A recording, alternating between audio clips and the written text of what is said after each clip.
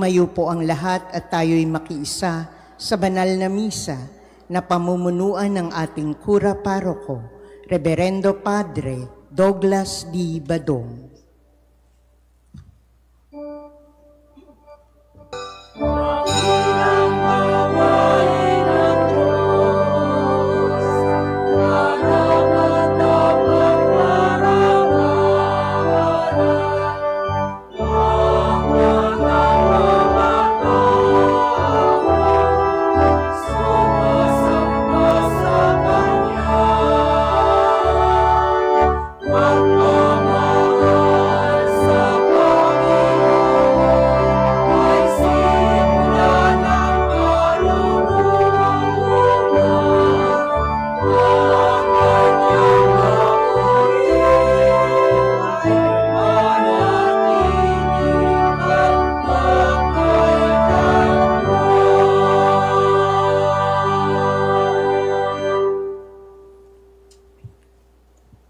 Sa ngalan ng Ama at ng Anak at ng Espiritu Santo. Amen. Sumainyo ang Panginoon. At sumaiyo rin. Ngayon po ay pinagdiriwang natin ang kapistahan ng pagtatalaga sa Palasyong Simbahan sa Laterano, Roma. Mga kapatid, aminin natin ang ating mga kasalanan upang tayo'y maging marapat gumanap sa banal na pagdiriwang. Inaamin ko sa mga pangyarihang Diyos at sa inyo mga kapatid na lubha akong nagkasala sa isip, sa salita at sa gawa at sa aking pagkukulang. Kaya isinasamo ko sa mahal na Birheng Maria, sa lahat ng mga anghel at mga banal, at sa inyo mga kapatid, na ako'y panalangin sa Panginoong ating Diyos. Kaawaan tayo ng makapangyarihang Diyos, patawarin tayo sa ating mga kasalanan at patnubayan tayo sa buhay na walang hanggan. Amen. Panginoon, kaawaan mo kami. Panginoon, kaawaan mo kami. Kristo, kaawaan mo kami. Kristo, kaawaan mo kami. Panginoon, kaawaan mo kami. Panginoon, kaawaan mo kami.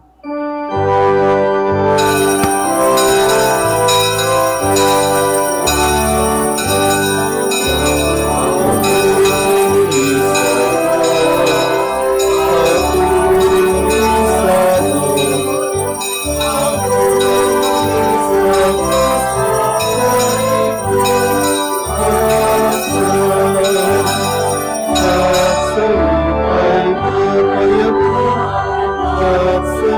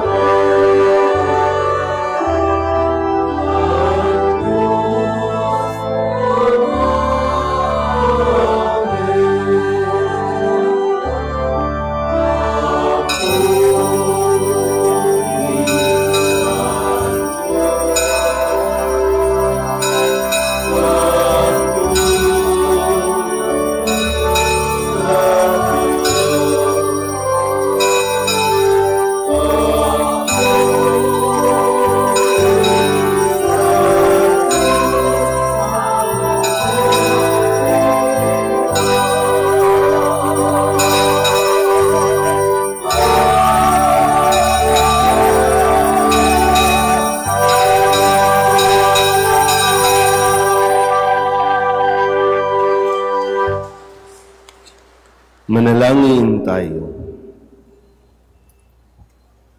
Ama naming nakapangyarihan, mula sa mga buhay at piniling bato, ikaw ay nagtayo ng dakila at walang maliw na tahanan mo.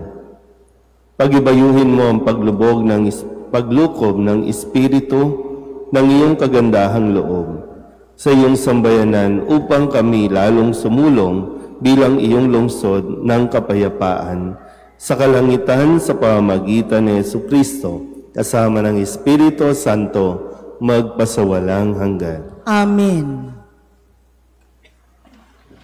Nagkaroon ng pangitain si Ezekiel tungkol sa templo, ang tahanan ng Diyos, bilang bukal ng buhay para sa lahat ng nilikha.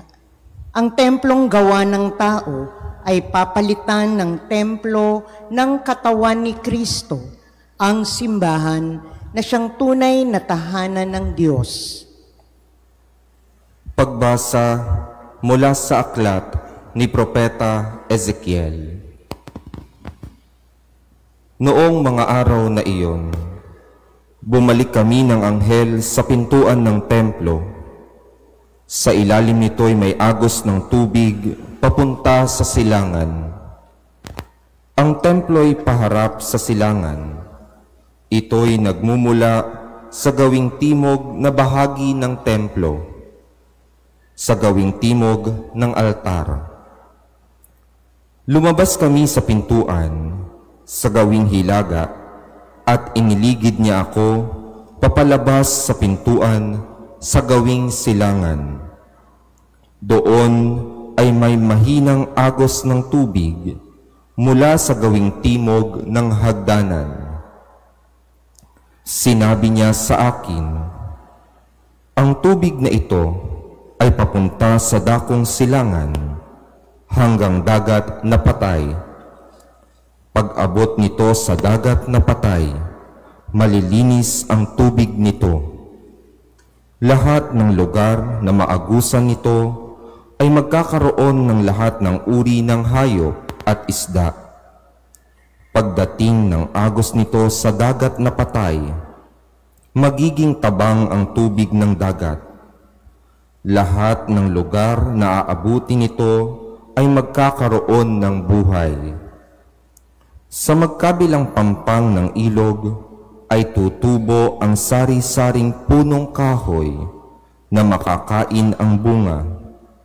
Hindi malalanta ang mga dahon nito, ni mawawalan ng bunga, pagkat ang didilig dito ay ang tubig na umaagos mula sa templo. Ito ay patuloy na mamumunga sa buong taon. Ang bunga nito ay pagkain at gamot naman ang mga dahon. Ang salita ng Diyos. Salamat sa Diyos.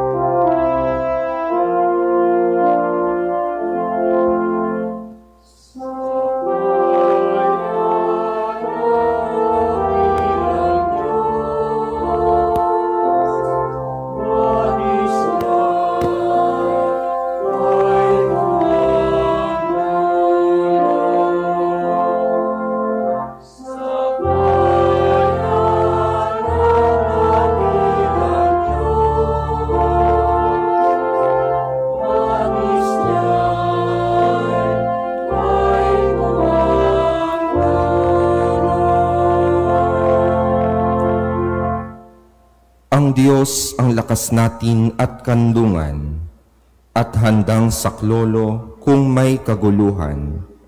Di dapat matakot, mundo'y mayanigman, kahit na sa dagat ang bundok mabuwal.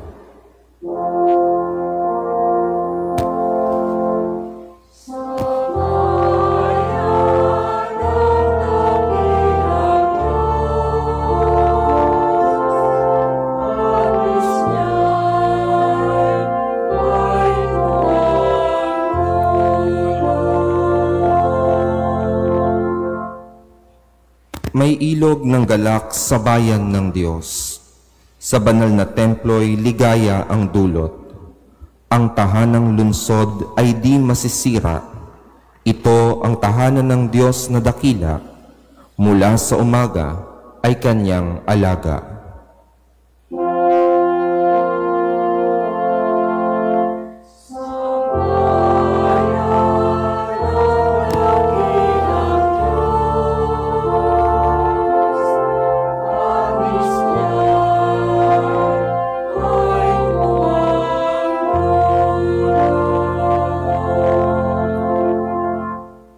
Nasa atin ng Diyos na makapangyarihan, ang Diyos ni Jacob na ating kanlungan. Anuman ang kanyang ginawa sa lupa, sapat ng pagmasdan, at ika'y hahanga.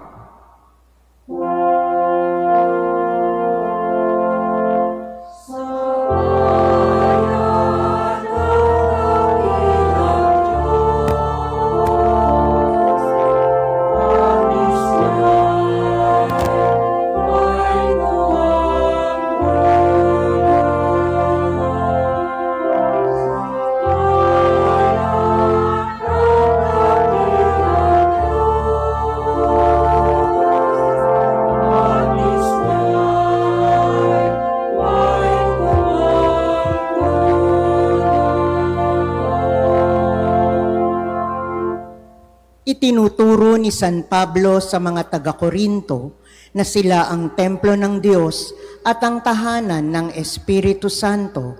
Dahil dito, mahalagang panatilihin nila ang kanilang mga sarili bilang banal at walang dungis. Pagbasa mula sa unang sulat ni Apostol San Pablo sa mga taga-Korinto. Mga kapatid, kayo ang gusali ng Diyos, ayon sa kaloob ng Diyos sa akin. Ako ang naglagay ng pundasyon bilang mahusay na tagapagpatayo. Iba naman ang nagpapatuloy ng pagtatayo ng gusali. Ngunit maging maingat ang bawat nagtatayo, sapagkat wala ng ibang pundasyon na maaaring ilagay liban sa nailagay na si Jesucristo. Hindi ba ninyo alam na kayo'y templo ng Diyos at naninirahan sa inyo ang kanyang Espiritu? Parurusahan ng Diyos ang magwasak ng templo niya, sapagkat banal ang templo ng Diyos at kayo ang templong iyan. Ang salita ng Diyos. Salamat sa Diyos. Tatayo na po ang lahat.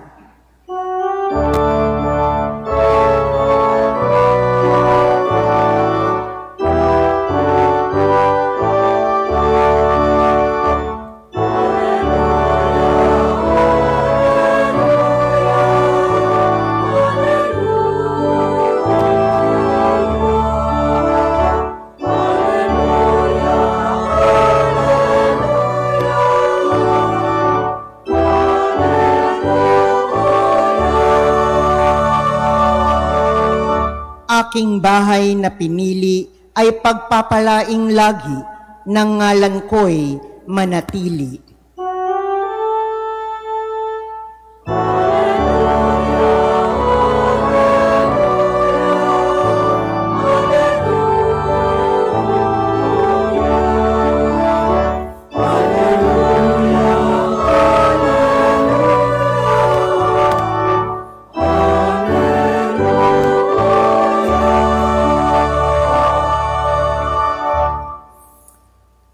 Sumainyo ang Panginoon. At sumaiyo rin. Ang mabuting balita ng Panginoon ayon kay San Juan. Papuri sa iyo, Panginoon. Malapit na ang Pasko ng mga Hudyo. Kaya't pumunta si Jesus sa Jerusalem. Nakita niya sa templo ang nagbibili ng mga baka, mga tupa at mga kalapati, at ang namamalit ng salapi.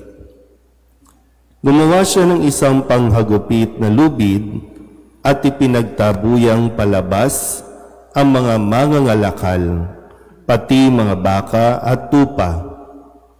Isinabog niya ang salapi ng mga namamalit at pinagtataob ang kanilang mga hapag. Sinabi niya sa mga nagbibili ng kalapati, "Alisin ninyo rito ang mga iyan. Huwag ninyong gawing palengke ang bahay ng aking ama." Naalaala ng kanyang mga alagad na sinasabi sa kautusan, "Ang aking malasakit sa iyong bahay ay parang apoy na nag-aalab sa puso ko." Dahil dito'y tinanong siya ng mga Hudyo, "Anong tanda ang maibibigay mo upang patunayang may karapatan kang gawin ito?" Tumugon si Jesus, "Gibain ninyo ang templong ito at muli kong itatayo sa loob ng 3 araw." Sinabi ng mga Hudyo, 46 na taon na ginawa ang templong ito at itatayo mo sa loob lamang ng 3 araw? Ngunit ang templong tinutukoy ni Jesus ay ang kanyang katawan. Kaya't nang siya'y muling mabuhay, naalaala ng kanyang mga alagad na sinabi niya ito. At naniwala sila sa kasulatan at sa mga sinabi ni Jesus. Ang mabuting balita ng Panginoon. Pinupuri ka namin, Panginoong Hesukristo. Isang magandang umaga po sa inyong lahat. Kagabi pa iniisip ko, sana wag umulan. Kasi pag umuulan, natatakot lumabas ang mga tagagagalangin. At walang magsisimba. Pero ngayon, at least, kahit na medyo pumapatak-patak, ay naririto kayo. At napakahalaga po na magkatipon-tipon tayo, magsama-sama para sa panalangin na nawa, kung hindi man po mawala ang bagyong paparating, tuloy sa ibang lugar ay medyo matindi na po yung hangin at ulan. Pero nawa ito po ay humina, Yun lang naman dalangin natin, humina at walang masyadong mapinsala sa idudulot ng bagyong ito. Kasi normal naman po, sa atin o normal naman sa kalikasan ng bumuhos ang ulan o bumagyo. Mas matakot tayo kung walang bagyong darating. Kasi kailangan din yan. Balanse po, na babagyo para mabasa ang mga lupain na kailangan tamnan. Yun nga lang po, talagang dahil sa atin pong kapabayaan, dahil sa ating paglapastangan sa kalikasan, kung kaya nakakaranas tayo ng mga ganitong hagupit. Kaya nga maganda po na sa araw nito, matutunan natin ang halimbawa na ginawa ni Jesus sa ating pong ebanghelyo, na kung saan ay siya po ay pumunta ng templo at nang makita niya ang templo, medyo kakaiba na ito. Naguguluhan na siya, maging ang mga tao, na parabang dahil ang templo o ang simbahan na tinatawag natin ngayon, dito po nagtitipon-tipon ang mga tao para maghandog ng pasasalamat, para humiling at manalangin. Kung kaya't, sabi nga po sa unang pagbasa, sa pangitain na ipinahayag, yung templo, yan ay daluyan ng buhay. Nang sino man pumupunta sa templo, nagkakabuhay. Yun yung ipinapaliwanag sa atin sa unang pagbasa. Kaya sa Ebanghelyo, marahil, yung nakita ni Jesus na templo nung siya ay bata pa, dahil, di ba po sa kwento, taon-taon pumupunta ang mga magulang ni Jesus. Kasama siya, pumupunta sa templo. Kasi yun yung required sa kanila na taon-taon, bibisita ka, pupunta ka sa templo para maghandog sa lahat at sa dami ng biyaya na ipinagkaloob ng Diyos. At yung pagpapatuloy nga na paglapit sa Diyos para sa mas magandang buhay. Pero ngayon, ang sabi dito, naroroon ang mga nagbibili o mga nagtitinda ng baka, mga tupa, mga kalapati at namamalit ng salapi. Imagine niyo po, ito yung templo. Kasi laki-laki ng ating simbahan. Imagine niyo, biglang may nakapwesto dito, dyan sa bawat poste, may nakapwestong mga nagtitinda ng kalapati. O kaya dito may mga money changer. Kasi ang mga tao, bakit may namamalit ng salapi? Kasi yung mga tao, manggagaling o nanggaling pa sa iba't ibang bansa o iba't ibang bayan, may kanya-kanyang currency. Doon, ang tinatanggap lang siyempre, yung pera ng mga Romano. So, kailangan may nagpapalit. Pero dito po, tandaan niyo po pakinggan niyo ng mabuti. Ipinagtabuyang palabas ni Jesus ang mga mangangalakal, pati ang mga hayop na ipinagbibili. Ipinagtabuyang palabas. Kaya ibig sabihin, yung iba lumalabis na nasa loob na ng templo. Nakuha niyo po ba? Kaya nagalit na si Jesus. At yung galit na ito ay nanggagaling sa kanyang malasakit. Kaya nga, sabi, di ba, ang aking malasakit sa iyong bahay ay parang apoy na nag-aalab. Dahil hindi po pwedeng magpatuloy ito na ginawa na nilang palengke ang tahanan ng aking Ama. Yun ang sinabi sa ating Ebanghelyo. Imagine niyo ulit, no? Parang palengke. Di ba dapat tahimik, nagdadasal tayo, yung maging komportable? Pero bakit ginawang palengke? At ano ang ginagawa ng mga namamahala sa templo? Baka sila pa ang numero 1 nagpasimula. Para saan? Para kumita na naman. Yan nga, di ba? Malaking responsibilidad ng mga namamahala sa templo. Pero pinabayaan o sadyang nagpabaya sila at ginamit ang pagkakataong iyon para sila naman ay kumita. O hindi masama po, tandaan nyo hindi masama yung mga pagbibenta sa labas. Pero yung pumasok ka na sa loob, hindi na yan palalampasin ni Jesus. Naintindihan po ba? Kaya nga, nasabihin nyo nga po ang salitang malasakit. Malasakit. Ulit, malasakit. So ito yung kailangan natin muli. Magkaroon tayo ng malasakit. Bawat pari, halimbawa ako po, naitalaga dito sa simbahang ito. Nang ako po ay install dito, bahagi po ng binasa na ako po ay magpapanatili ng kabanalan, ng kaayusan, at higit sa lahat, sa mga taong pupunta dito, maibigay at maramdaman ang Diyos. Maibigay si Kristo. Kaya, responsibilidad ko din, pangalagaan ang kalinisan at kaayusan. Natitiyakin na malinaw na naiintindihan ng mga tao ang salita ng Diyos kapag ipinapahayag na ito.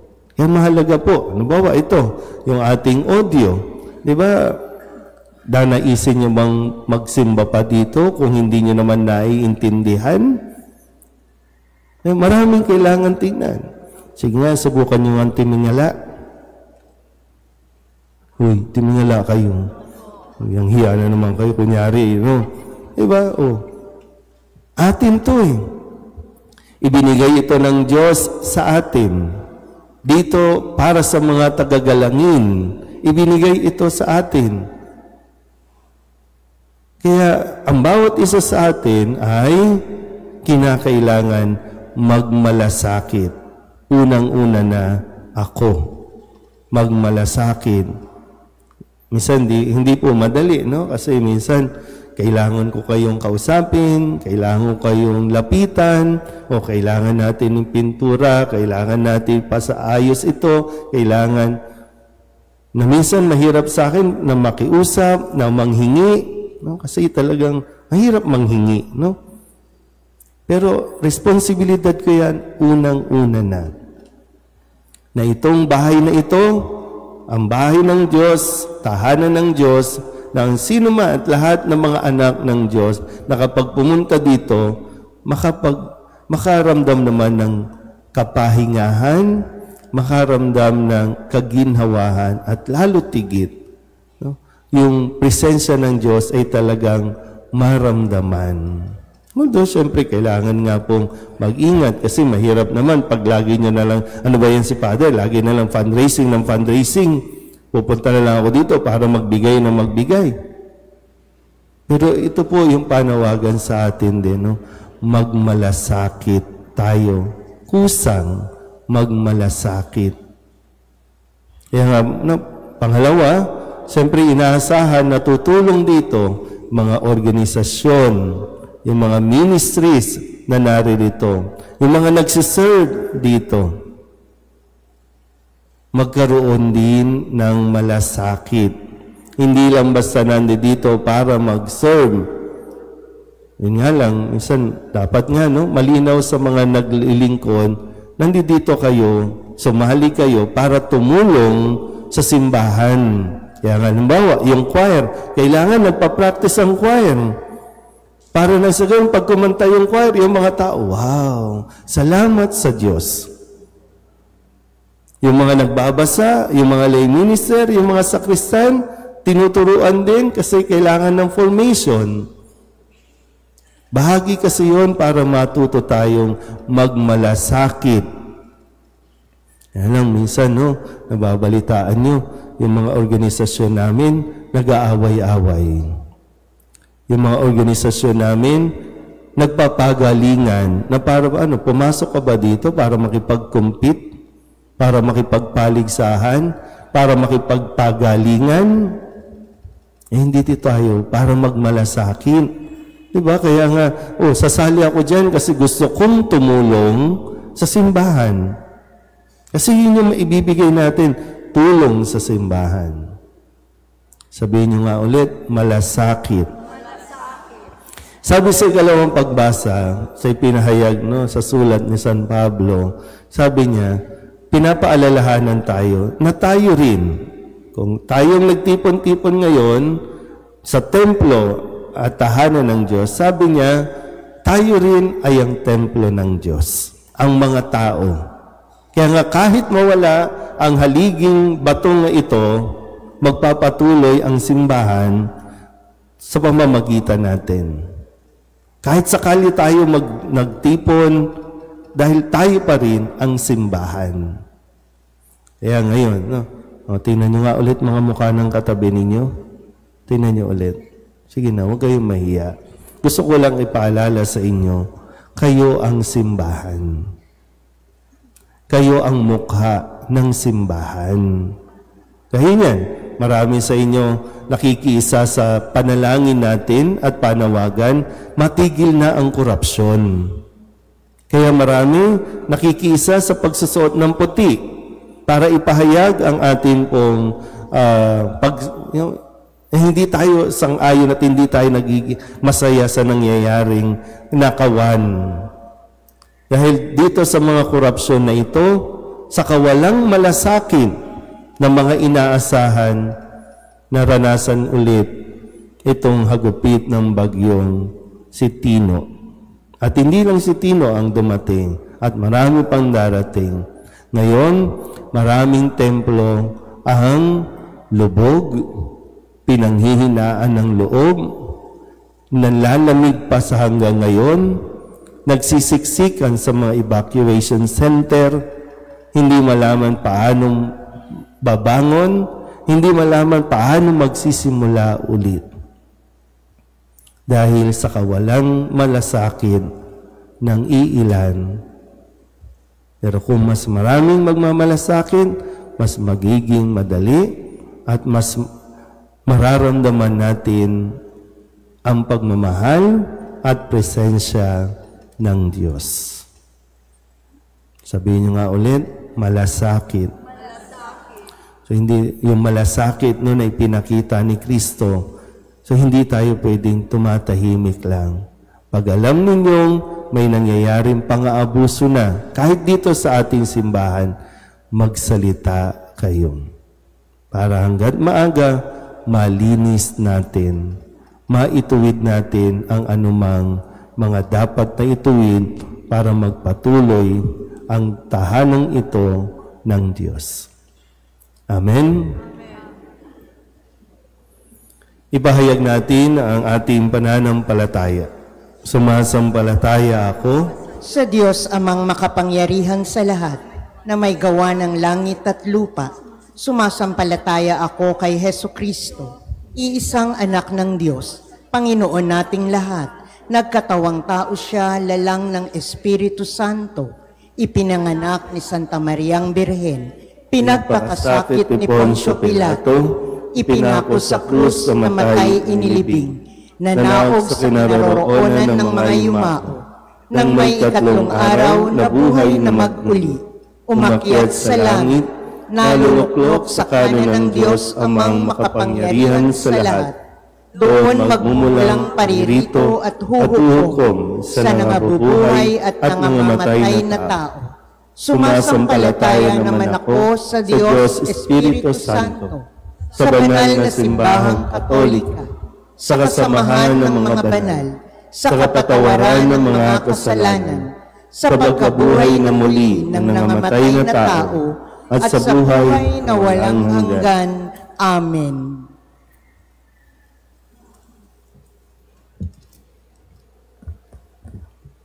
Oratio Imperata para sa katapatan, katotohanan at katarungan.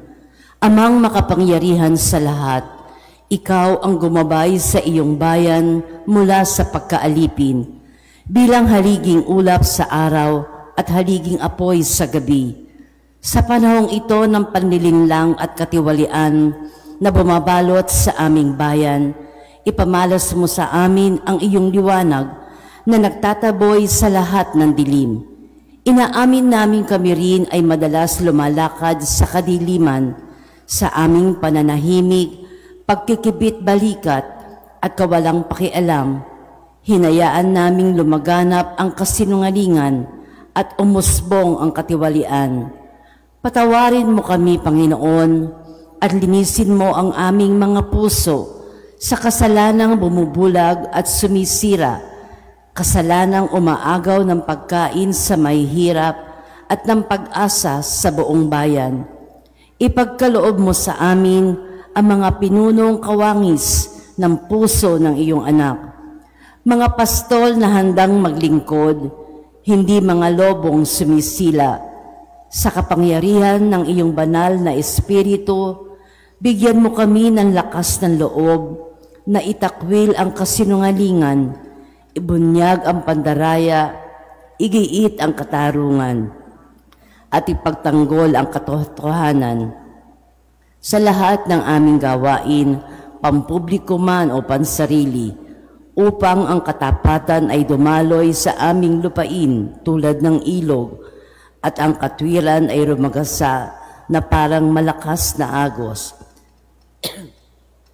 O Diyos ng katarungan at habag, gawin mong ubasan ng kabutihan ng aming bayan, hindi lason ng kasakiman, manipulasyon at pagkamasarili, kundi pagyamani ng katapatan, malasakit at pag-ibig. Hinihiling namin ito sa pamamagitan ni Kristo na aming Panginoon. Amen. Maria, salamin ng katwiran, Ipanalangin mo kami. San Miguel Arcangel, Ipanalangin mo kami. San Lorenzo Ruiz at San Pedro Calungsod, Ipanalangin ninyo kami. Uupo na po ang lahat.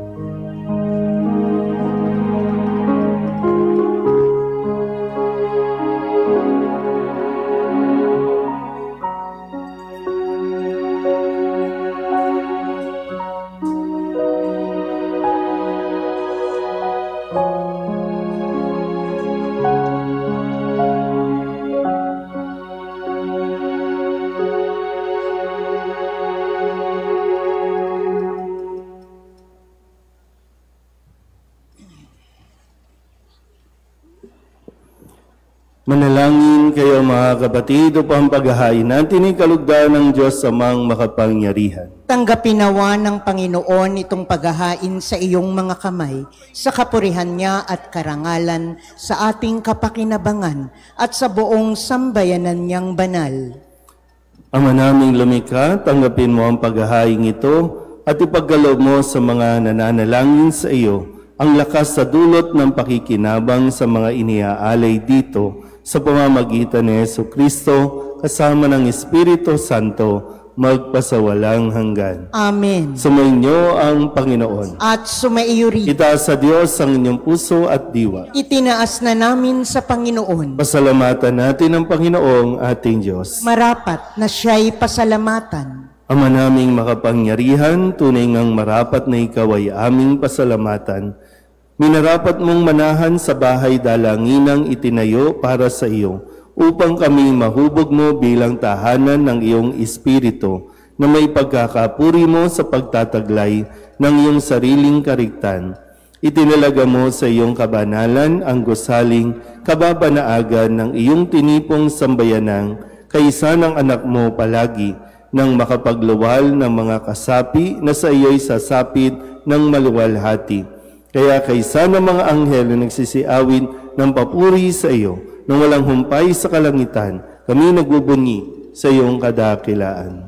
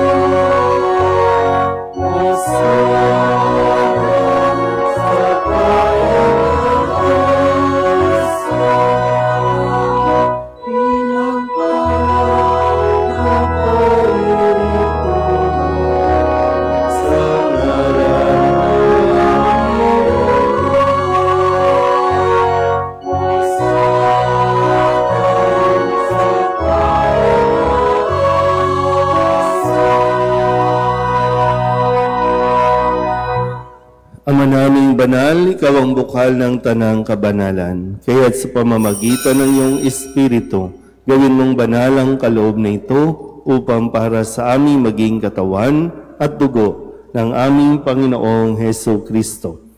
Bago niya pinagtiis ang kusang loob na maging handog, hinawakan niya ang tinapay, pinasalamatan kaniya, pinaghati-hati niya iyon, iniabot sa kanyang mga alagad at sinabi, "Tanggapin ninyong lahat ito at kanin, ito ang aking katawan na ihahandog para sa inyo."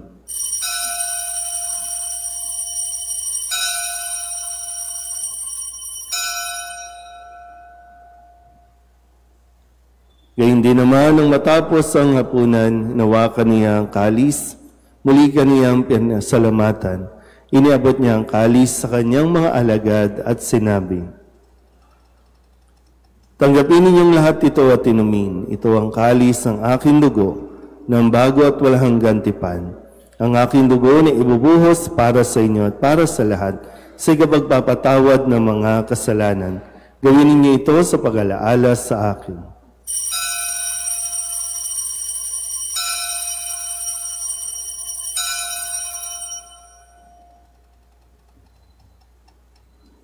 Ipagbunyi natin ang misteryo ng pananampalataya.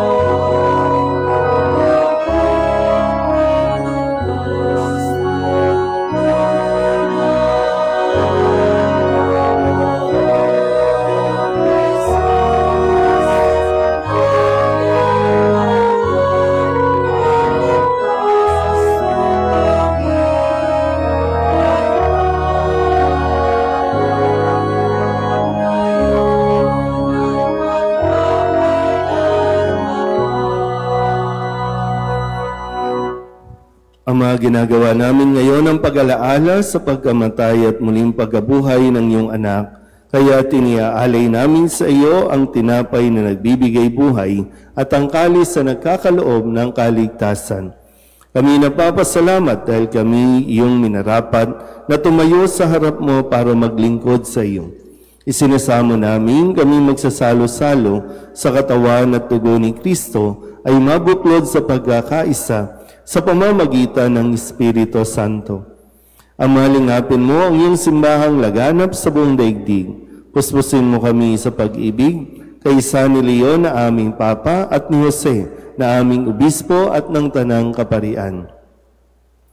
Alalahanin mo rin ang mga kapatid naming nahimlay na may pag-asang sila'y muling mabubuhay, gayon din ang lahat ng mga pumanaw. Kawaan mo sila at patuloyin sa iyong kaliwanagan. Kawaan mo at paghindapating kaming lahat na makasalo sa iyong buhay na walang wakas. Kaysa ng mahal na Birhen Maria na ina ng Diyos, ng kabiyak ng puso niyang si San Jose. Kaysa ng mga apostol at ng lahat ng mga banal na namuhay dito sa daigdig ng kalugod-lugod sa iyo, May pagdiwang nawa namin ang pagpupuri sa ikararangal mo sa pamamagitan ng iyong anak na aming Panginoong Hesus Kristo. Sa pamamagitan ni Kristo, kasama niya at sa Kanya, ang lahat ng parangal at papuri ay sa iyo, Diyos Amang makapangyarihan, kasama ng Espiritu Santo, magpasawalang hanggan.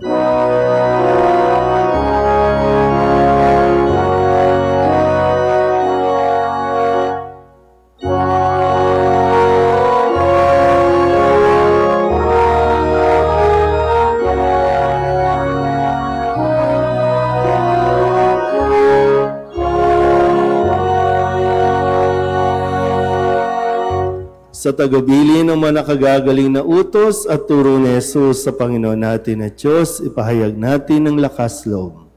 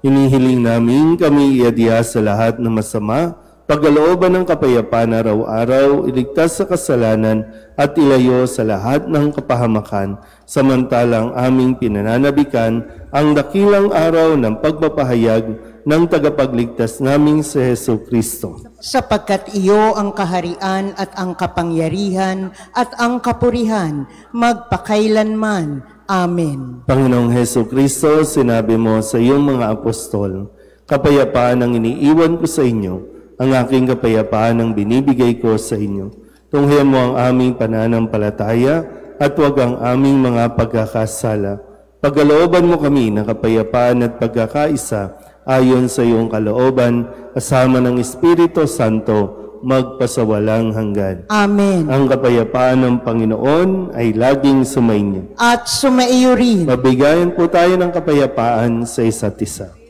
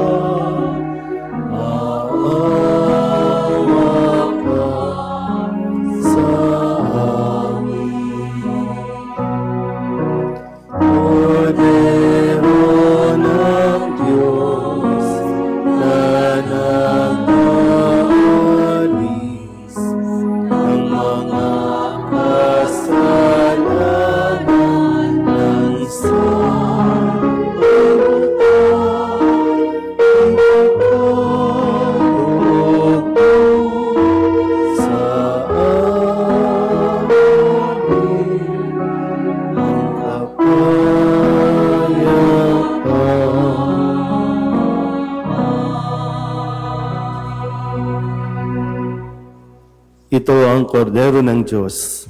Ito ang nag-aalis ng kasalanan ng sanlibutan. Mapalad ang mga inaanyayahan sa kanyang piging. Panginoon, hindi ako karapat-dapat na magpatuloy sa iyo, ngunit sa isang salita mo lamang ay gagaling na ako.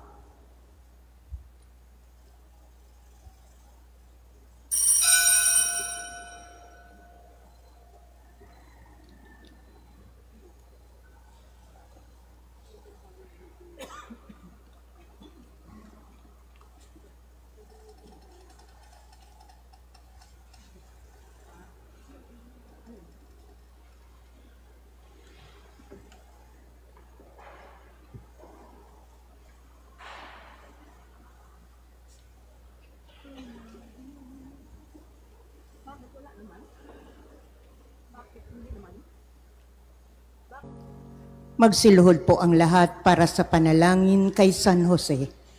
Abang tagapangalaga ng tagapagligtas, kabiyak na puso ng mahal na Birheng Maria, sa iyo ipinagkatiwala ng Diyos ang kaisa-isa niyang anak. Sa iyo nagtiwala si Maria, sa piling mo si Kristo'y naging tao. Maging ama ka rin sa amin, pinagpalang Jose, at gabayan mo kami sa landas ng buhay. Ihingi mo kami ng biyaya, awa at tapang, at ipagtanggol kami sa lahat ng masama. Amen. Manatili pong nakaluhod sa panalangin para sa kaligtasan sa bagyo.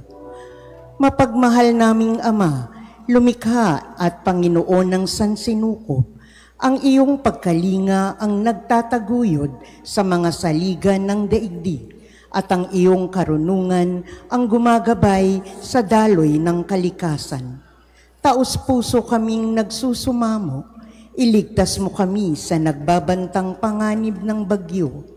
Ingatan mo kami sa lahat ng kapahamakan at papanatagin mo ang lahat ng unos ng aming buhay na nagbabanta sa bawat isa sa amin.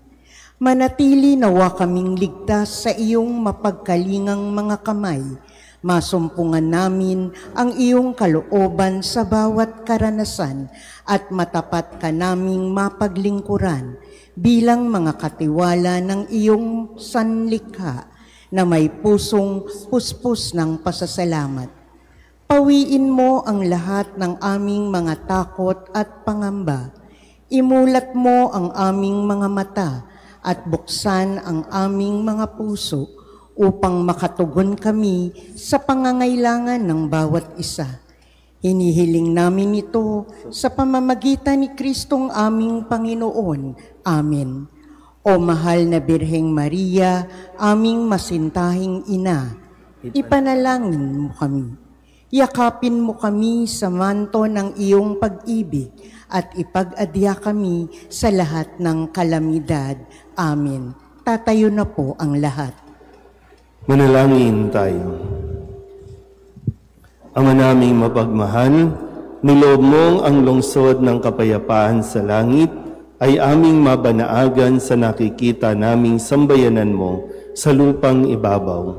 Ipagkaloob mo sa aming pakikinabang, kami panahanan ng iyong kagandahang loob at ang tahanan ng iyong kadakilaan sa langit ay aming mapasok sa pamamagitan ni Jesucristo kasama ng Espiritu Santo magpasawalang hanggan. Amen. Mga kapatid, pagukulan natin ng panalangin ang mga yumao nating mga mahal sa buhay at ang lahat ng mga kaluluwa sa purgatorio.